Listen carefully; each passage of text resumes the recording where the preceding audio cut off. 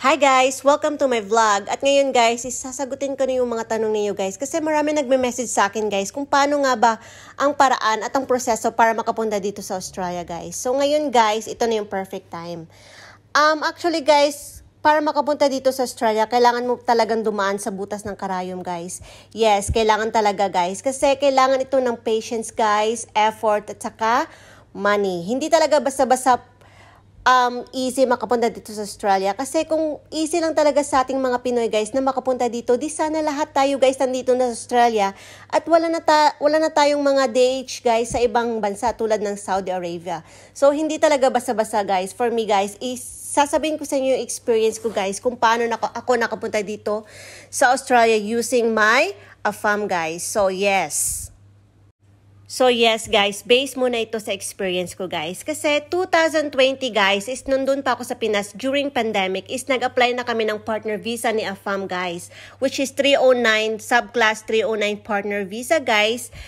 At kung saan guys, meron akong migration agent kung saan ABC International guys. And of course guys, para maka-apply ng visa guys, kailangan ito ng pera guys. So nag-down kami sa ABC sa migration agent namin guys ng almost 40,000 pesos guys. So nung time na magla-lodge na kami ng visa guys is kailangan pala talaga namin ng malaking pera. So need namin ng 500,000 pesos guys para makapag-lodge ng visa, including na doon is yung payment namin sa agent guys. So wala kaming pera ni AFAM guys, but the good news is tinulungan kami ng agent namin guys. Yes, oo guys. Pinautang kami ng agent namin guys. Kasi wala nga kaming pera ni AFAM. Kasi mahirap si AFAM guys. Aaminin ko naman yung totoo. Hindi mayaman si AFAM. So, pinautang kami kasi nakita naman ng agent namin guys na very strong naman po yung evidence namin ni AFAM at sure naman siya na ma-approve yung visa ko. Kasi nga guys, 2013 guys, kilala ko na si AFAM guys. Magkakilala na kami through my brother guys kasi magkasama sila sa work before. And meron ako mga screenshot guys na nag-uusap kami. Since back 2016 pumupunta siya ng Pinas. Palagi kami nagpipicture guys. Kahit hindi ko siya ina-upload sa Facebook guys, pero nandun siya sa cellphone ko guys. At meron yung timestamp guys kung saan nandun yung original date guys. Yes guys, meron akong mga evidence, mga conversations, mga remittances from AFAM guys. So sa agent namin guys, hindi siya nag-worry guys kasi meron kaming strong evidence na genuine yung relationship namin ni AFAM kahit palagi kami nag-aaway sa ngayon guys. But anyway guys, yun na yun guys. So, bago ko i-reveal sa inyo yung amount na binayaran ko guys para makapunta dito sa Australia, isasabihin ko muna sa inyo guys kung anong visa ang in-apply ko last August 18 guys. Ito yung 820 to 801 permanent residency visa guys.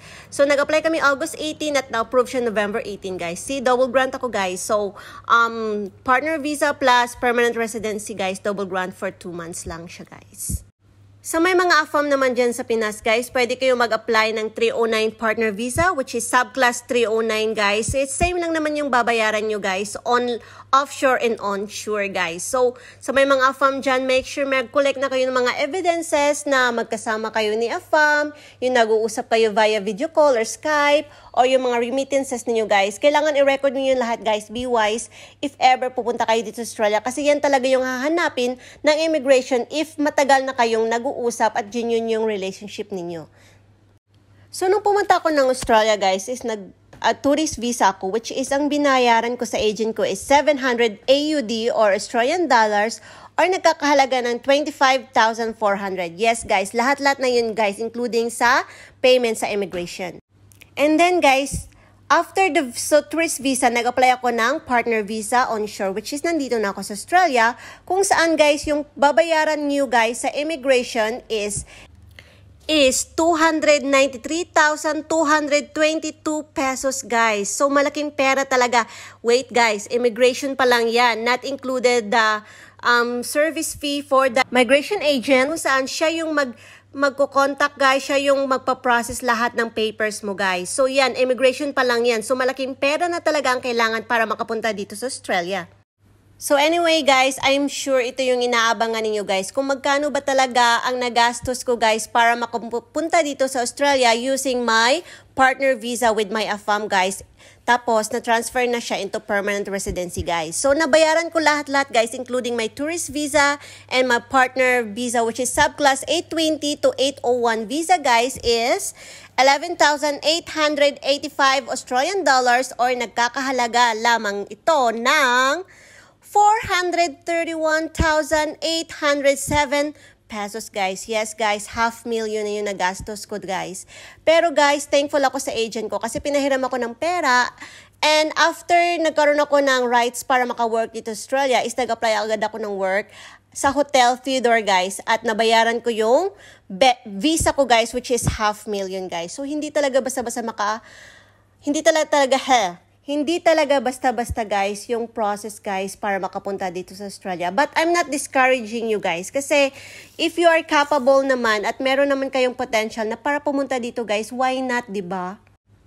So guys, sa may mga AFAM dyan sa Pinas at gusto nyo mag-apply ng partner visa kasi meron kayong AFAM dito sa Australia, ang babayaran nyo sa immigration, guys, is 8,085 Australian dollars or 293,222 pesos. And not included, guys, sa agent na kukunin nyo, guys, kasi yung iba, guys, hindi na sila gumagamit ng agent, guys, kasi nga mahal nga yung talent fee ng agent. So ang binayaran ko sa agent namin is 3,100 Australian dollars or nagkakahalaga ng 112,415 pesos, guys. Yes, guys, 100 plus 1,000 pesos, guys, yung immigration agent, guys.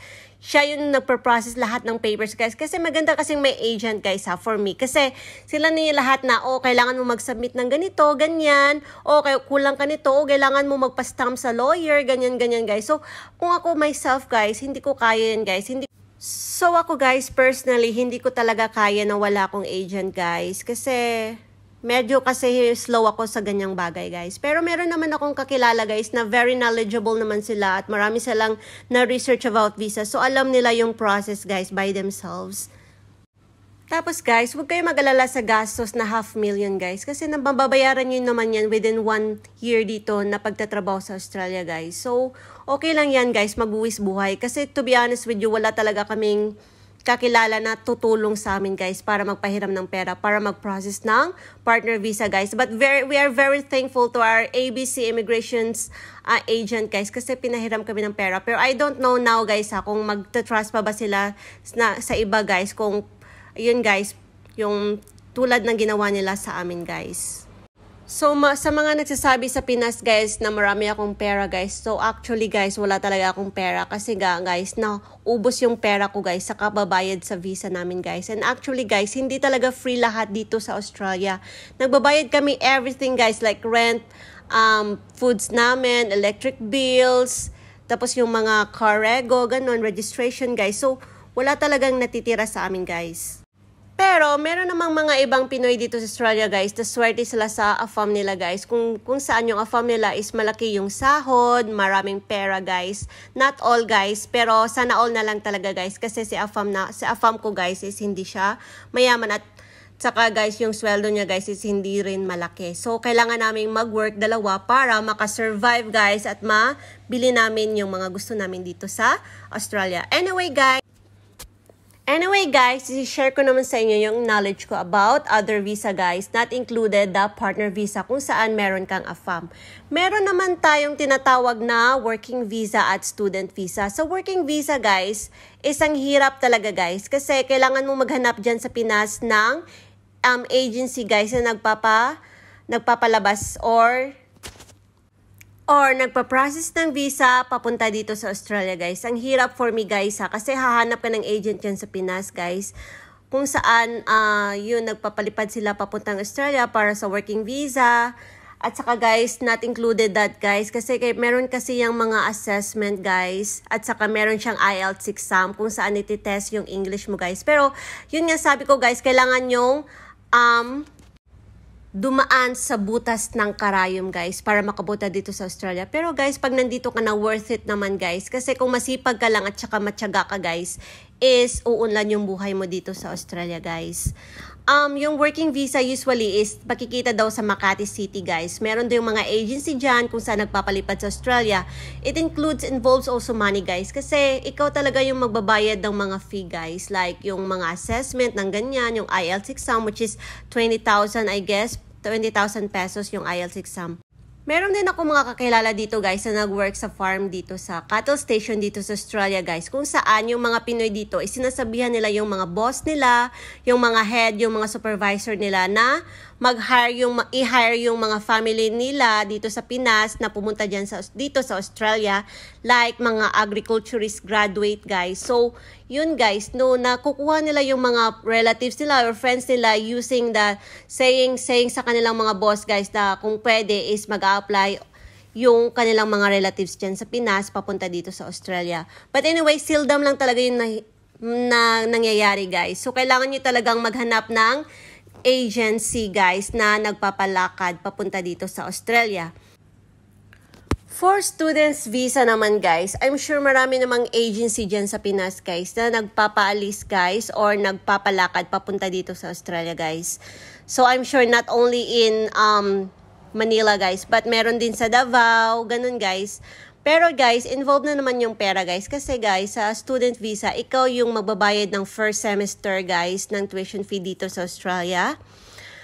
Yung bayaran sa immigrations, yung insurance, at saka medical, guys. So, yun, involved na naman yung pera. So, I guess, guys, minimum of 250,000 pesos yung magagasto, guys, kung a-apply ka ng student visa sa Australia. Pero worth it naman, guys, kasi while nag-aaral ka dito sa Australia, pwede ka naman mag-work. So, guys. So, aral work talaga dito, guys. So, marami namang job opportunities sa Australia and I'm sure makakaipon ka ng pera at mababayaran mo yung tuition mo, guys. And gusto ko lang sabihin, guys, na kung mag-apply kayo ng student visa, guys, piliin nyo yung may pathway, guys, to permanent residency. Kasi, most kasi sa mga student visa, guys, is yung after graduation, guys, is kailangan na silang bumalik ng Pinas, guys. Whereas, kung may pathway into permanent residency, guys, is pwede silang mag-apply into PR, guys. Like, aged care, like plumbing, like automotive, like, ano pa yung mga IT, ganyan, guys. Ewan ko sa childcare, guys, ha. Pero may narinig ako sa about teaching, guys, na visa is kailangan talaga daw na mag-head teacher ka before ka maka-apply ng permanent residency dito sa Australia. I'm not sure. Yun lang yung nabalitaan ko, guys. So, ang hirap talaga, guys, pag walang pathway. Kasi after mo mag-graduate is babalik ka na sa Pinas, guys. So, magba-back to zero ka na naman. So, sorry, guys, ha, kung hindi ko kayo natulungan, guys, kung paano mag-apply dito sa Australia, guys. Kasi yung mga establishment dito sa amin sa Theodore, guys, is hindi sila naghahanap ng workers na overseas, guys. Kasi kung need nila ng worker is nagpo-post lang sila sa ad, guys. At marami naman nag-a-apply dito, guys, na mga tao. So, no need nila ng workers overseas. But sana, guys, is magkaroon kayo ng courage, guys, at huwag kayong mawala ng pag-asa, guys, para makakuha kayo or maka-apply kayo ng visa papunta dito sa Australia. Kasi, guys, alam ko marami sa inyo, guys, ang naghahangad, guys, na makapag-abroad, guys, sa mga first world country, guys, like Australia, like USA, like Canada, England, yung mga ganun, guys. So, I'm sure na kayang-kaya nyo yan, guys, at believe in yourself na kaya ninyo. Siyempre, kailangan siya ng pera talaga, guys. Kasi, guys, to be honest, ang hirap talaga maghanap ng tao na tutulong sa inyo para magpahiram ng pera at para makapunta kayo sa ibang bansa, guys. So yun lang, guys. Kung may tao man, guys, na magpapahiram sa iyo ng pera para makalabas kayo ng bansa, grab it, guys. At saka kung may tao man na tutulong sa inyo na fly now, pay later, why not, diba, guys? Like, diba? Wala imposible sa lahat, guys. Just pray na lang, guys, na kaya nyo yan and makakapunta din kayo someday sa ibang bansa. So, yun lang, guys. Thank you for watching to my vlog. Bye-bye. See you next time.